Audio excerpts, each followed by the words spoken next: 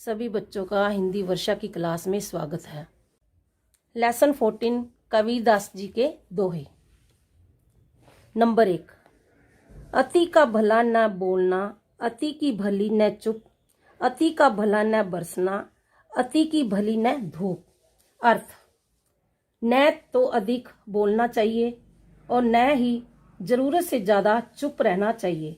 ठीक है, वैसे ही बहुत अधिक वर्षा भी होती नहीं और बहुत अधिक धूप भी अच्छी नहीं है।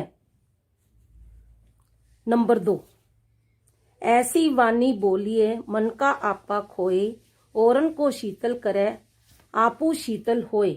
अर्थात कबीरदास जी कहते हैं, ऐसी वाणी में बात कीजिए जिससे सबका मन भाव विभोर हो जाए।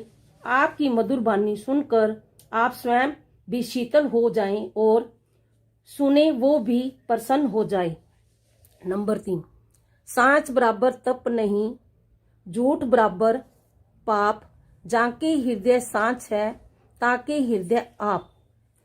अर्थ, कबीरदास जी कहते हैं, इस जगत में सत्य के मार्ग पर चलने से बड़ी कोई तपस्या नहीं है और न ही झूठ बोलने से बड़ा कोई पाप, क्योंकि जिसके हृदय में सत्य का निवास होता है उसके हृदय में सत्य का निवास होता है, साक्षात परमेश्वर का वास होता है। नंबर 4।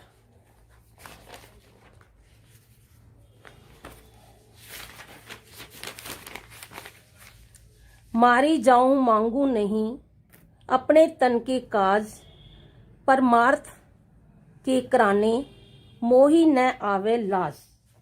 अर्थ, कबीरदास जी का भाव है, यदि मैं अपने सुखों के लिए लोगों से दान मांगू तो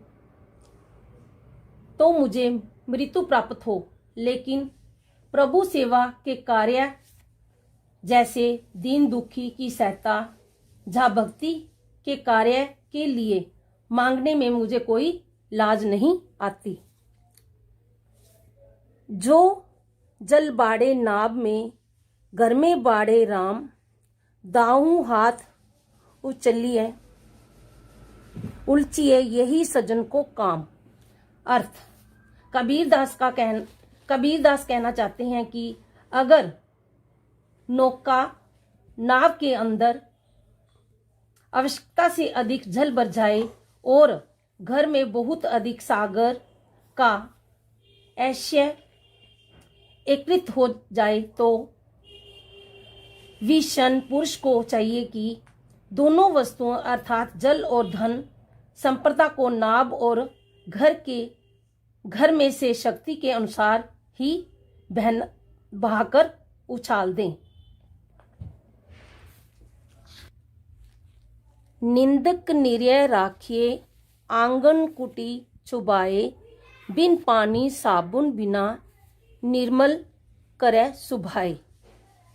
अर्थ, कबीरदास जी कहते हैं कि जो हमारी निंदा करता है उसे अपने अधिक पास ही रखना चाहिए।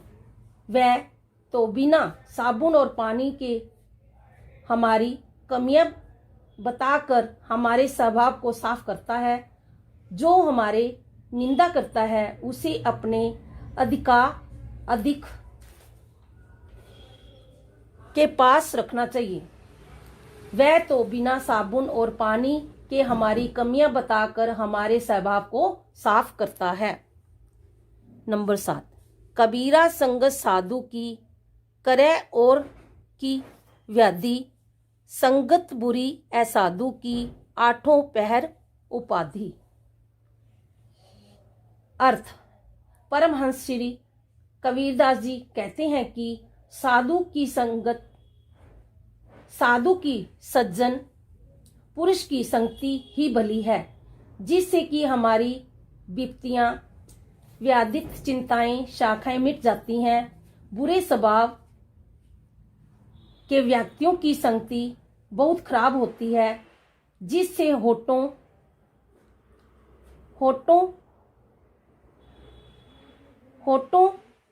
पहर उपाधियां को विचार हमें घेरे रखते हैं। हे परमात्मा, हे सतगुरु, मुझे ऐसे लोगों की संगत बख्श दे जिससे मुझे मेरा नाम जपने की, भजन सिमरन, सेवा की, सत्कर्मों की परोपकार की प्रेरणा मिलती रहे। नंबर 8, वृक्ष कभू नाही फल खावे, नदी न सांचे नीर, परमार्थ को कारने साधुन धरा शरीर। अर्थ, कबीर जी का अर्थ है, वृक्ष कभी अपने फल फूल इत्यादि स्वयं नहीं खाते, नदियां कभी अपनी बहती धारा का जल अपने लिए बचा कर नहीं रखती, अपना जल स्वयं नहीं पीती। कबीर जी के अनुसार परमार्थ का अर्थ है कि त्याग। साधु वही है जो इन गुणों से परिभूषित है। शास्त्रों में मानव जीवन को कर्म योनि कहा गया है। नंबर 9, जाति न पूछो साधु की, पूछ लीजिए ज्ञान, मोल करो तलवार का, पड़ा रहने दो म्यान। अर्थ, कबीरदास जी कहते हैं, सज्जन की पुरुष पूछने की जरूरत नहीं है, उनकी विधियों के बारे में पूछिए। तलवार का मूल्य कर कभी सीख देता है कि दो म्यान, म्यान का मतलब होता है खड़गकोश, खड़गकोश जिसमें हम तलवार को रखते हैं। कबीर जी की सीख देना चाहते हैं, अगर कोई सज्जन व्यक्ति, सज्जन पुरुष अच्छे व्यक्ति हैं तो उसकी जाति और उसके धर्म लेन देन नहीं है। ज्ञान उसकी अच्छी बातों से जानकारी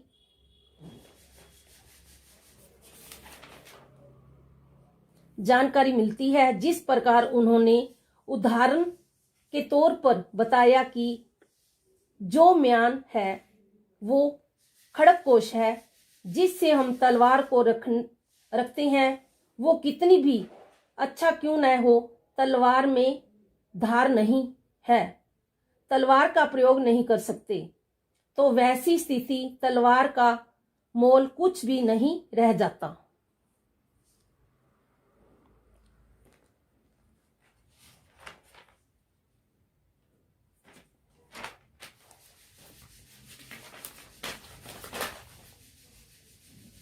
काल करे सो आज कर, आज करे सो अब, पल में प्रलय होएगी, बहुरी करेगो कब।